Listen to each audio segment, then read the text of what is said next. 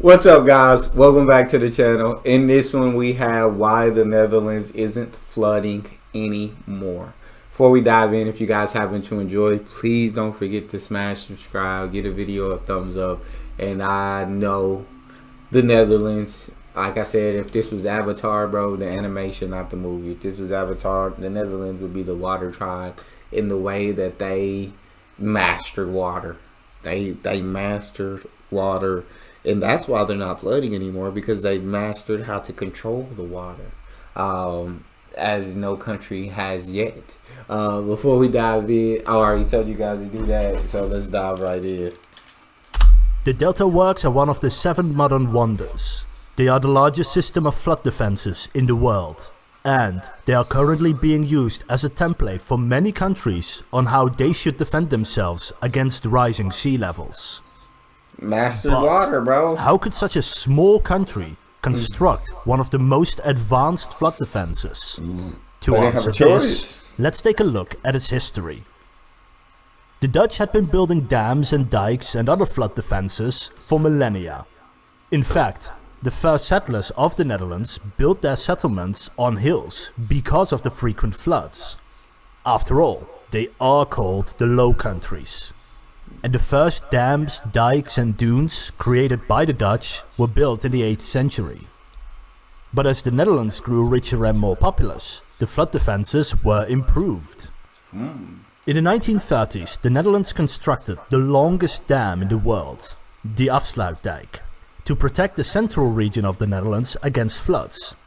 You can watch my video on that after this one by clicking on the link at the end of the video.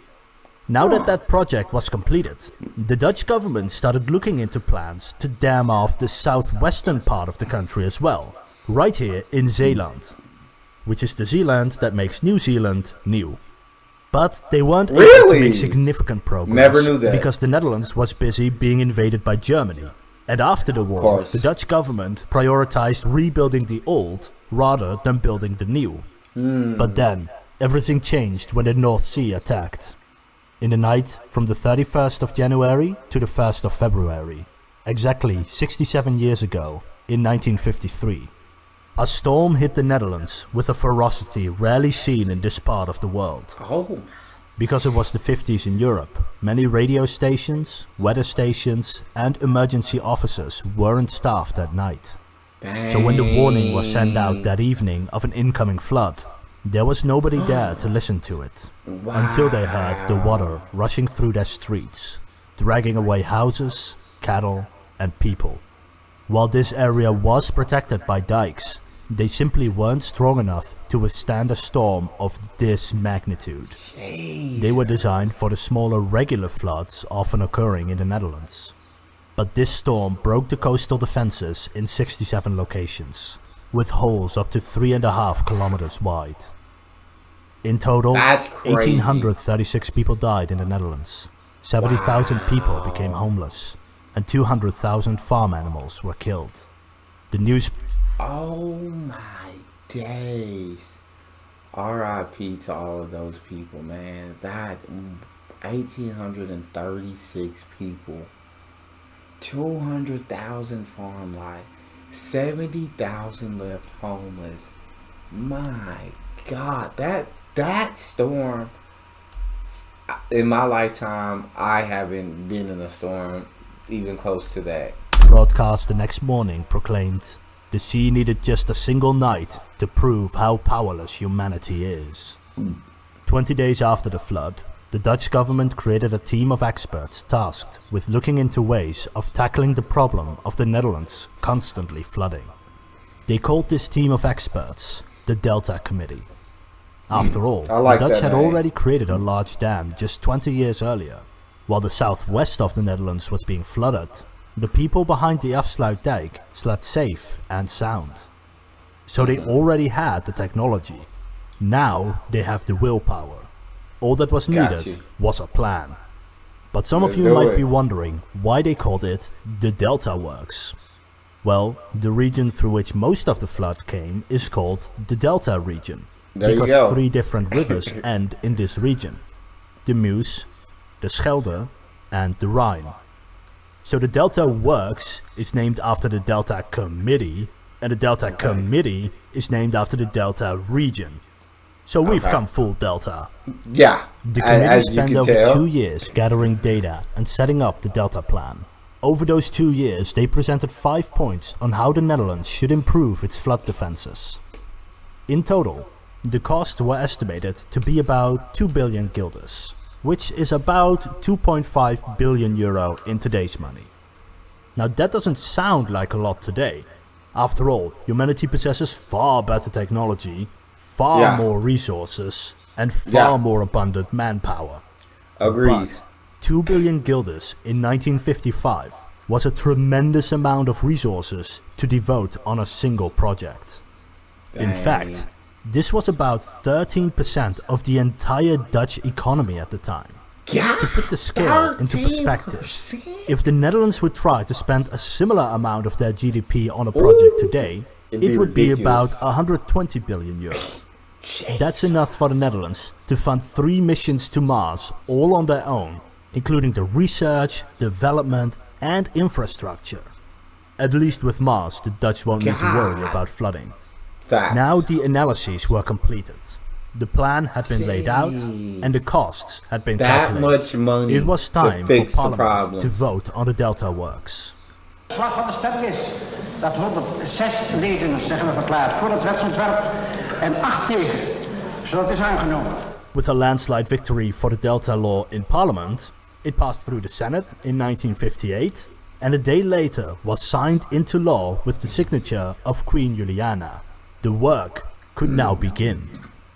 But where to begin? You can't do everything all at once. The Netherlands simply lacked the resources to do so at the time.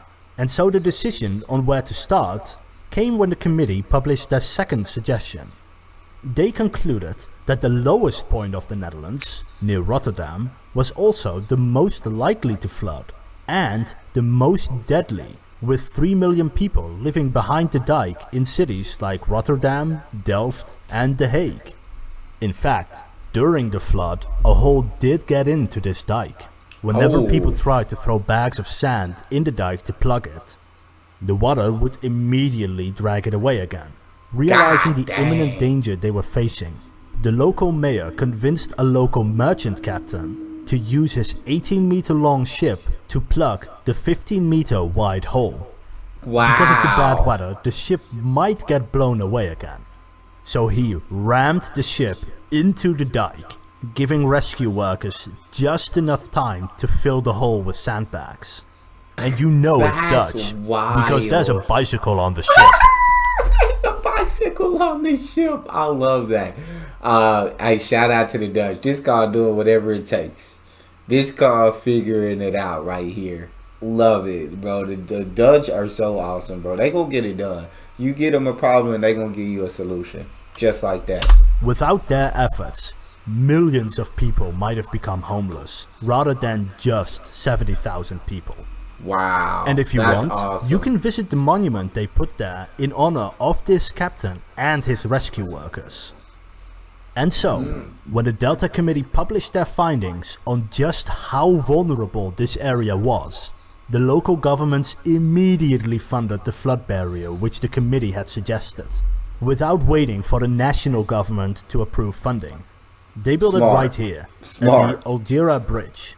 The flood barriers would be hoisted above the river to allow ships to pass underneath, but can be lowered into the river in case of a flood. Next came the largest part of the project. You see, Zeeland was basically a collection of islands, resulting in around 700 kilometers of shoreline which needed to be protected with 700 kilometers of dikes. And so the key priority for the Delta Committee was to find a way to shorten these 700 kilometers to just 80 kilometers. Yeah. They decided to do so by connecting the various islands to each other with dams. Smart. This meant fewer weak Very spots, smart. reduced maintenance cost, and increased quality of flood defenses. The plan called for the construction of 4 dams where the water from the river could still flow into the North Sea, but the North Sea wouldn't be able to flow into the rivers. as well as several smaller dams further upstream which were needed to divert the flow of the river in such a way so that the water would flow into the sea instead of flooding the area behind the major dams. But as you may have noticed, the most southern inlet would not be dammed off. This was because this waterway led to the port of Antwerp. So the Dutch decided that damming one of the largest ports in Europe probably wasn't going to make them very popular. Not going to be the best move. As is. Not going to be the best move. Damn Belgians always messing up infrastructure. But this wasn't the only accommodation made for the port of Antwerp. You see, ships traveled regularly between Amsterdam, Rotterdam and Antwerp. But this plan would make those waterways nearly inaccessible. So to maintain the level of trade, the Dutch decided to dig some extra canals to let the ships continue their business unhindered. And so the Dutch started building various dams simultaneously, starting with the smallest ones. The Delta Committee acknowledged that no plan like this had ever been attempted. They therefore advised to start with the smaller dams first in case of unforeseen consequences arising halfway through the building process. And while each dam was a little different, the dams did fall within 3 types of dams. The first type was the tried and tested method of using a gondola. This was the same method they used when building the Afsluitdijk I mentioned earlier. What exactly? They would span a cable across the water, attach a large claw, and use that to drop rocks into the water until they reached all the way to the surface. Then they would pump sand onto the rocks until it was filled up completely. But this technique didn't work in places with a strong current, as the boulders wouldn't stay in place. So they developed a technique where they would place hollow concrete blocks into the water, keep them in place with a temporary wooden construction, and then fill the concrete blocks up with sand. Then they kept placing them next to each other until they had a dam. To keep them all in place, they poured sand and small stones on top of the concrete blocks until they had a proper dam. Well, there you go. This was called the Phoenix Caisson method. And how would this work? That sounds badass. Engineers are much better at naming things than historians are. After completing a few of those dams, they had effectively turned one of the deltas into a freshwater lake. This had the effect that the flora and fauna, which had evolved to living in an environment with both fresh and salt water, was dying out. And the goal was to completely dam off this area. And the construction was nearing completion of this goal. But by the 70s, people started caring a lot more about the environment. And so local fisherfolk and environmentalists started protesting against this loss of flora and fauna. This reached all the way to Parliament when the radically progressive Christian Party, made up of mostly young people, threatened to leave the ruling coalition if the government wouldn't find a solution to these environmental problems. So the government decided to throw a bunch of money at some engineers and scientists to figure out a solution that protects both the people and the nature. So a bunch of radically progressive Christians, baby boomers, helped save the environment. What? There you go. Shout out to the Christian baby boomers. Hey, save the environment. You feel that? That's a good thing to have on your resume. Save the environment. Boomers, good job. I wish 20s boomers were a lot more like 70s boomers. This new plan took into account that most of the dam had already been constructed. So they decided to keep the dam in place and focus on the unfinished parts. Here they decided to put a storm barrier which could be lowered during a bad storm and kept open the rest of the time. This way, the fresh and salt water mixture wouldn't disappear and the local wildlife would be preserved. But how do you make the longest surge barrier in history? That's a good question. The plan was to construct additional pylons. These pylons were big, took 1.5 years to make, and had to be made on site. So they used one of the 3 artificial islands, which they were already constructing for the original dam, and converted part of it into a dry dock where they could build these pylons. When the pylons were ready, a large trench was created on the riverbed. Mats were then placed on either side of the trench to prevent the soil from flowing into the trench. Then, the sand underneath the trench was vibrated to pack the sand together. Now that the riverbed was sturdy enough for the pylons, they were picked up one by one and delicately placed onto the riverbed. Each of the pylons was hollow, so to keep them in place, they were filled up with sand, while on the riverbed they were covered by stones and sand. Now that the pylons were locked in place, the engineers attached the barrier between the pylons that will actually stop the waves. That With is these legit. dams and flood I'm barriers telling finished, y'all, the Dutch are the waterbenders of the world. They are the waterbending tribe. They control the water. The water does not control them. it would be nearly impossible for a flood to hit this region of the Netherlands ever again. But there was still one section left. While the Delta region was secure, the city of Rotterdam wasn't secure. While the first Delta work was created in the city, it needed 2 more just to be safe. They built a flood barrier atop a river, which was very similar to the first Delta work they built there. But the second flood defense was a large system of dams along the river leading into Rotterdam and the port of Rotterdam. This system required about 50 kilometers of dams and demolishing part of the city with historical buildings over 400 years old.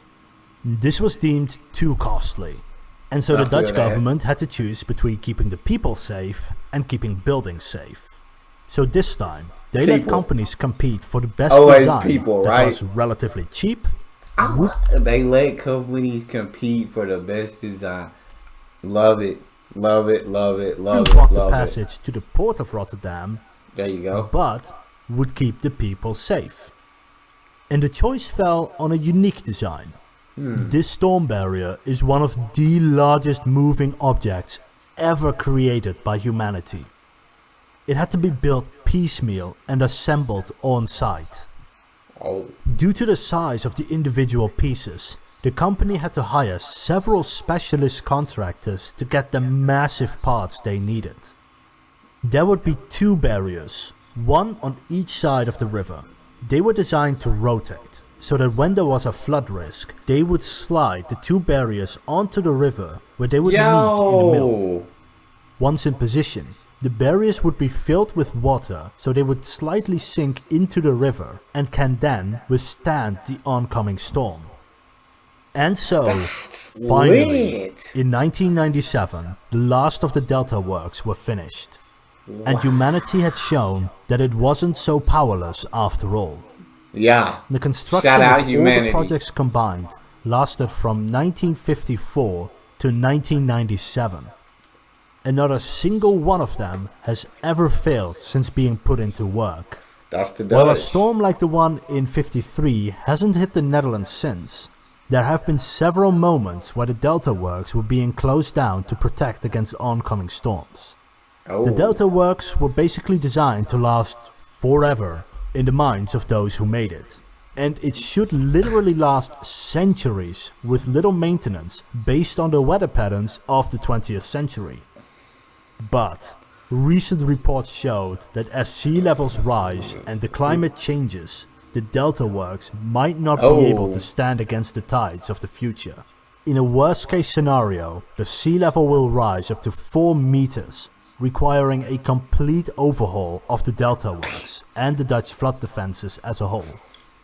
But not to worry, I'll make a video about that in a few decades if that does happen.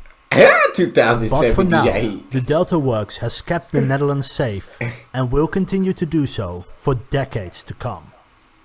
If you like this video, then please leave a like, subscribe and hit the notification bell. If you have any questions, I'm not sweating. I know the Dutch will absolutely figure it out, so no worries over here. But that was a great video. That's all we have. If you enjoyed, please don't forget to subscribe, give the video a thumbs up. Check out the next one, and I'll see y'all next time.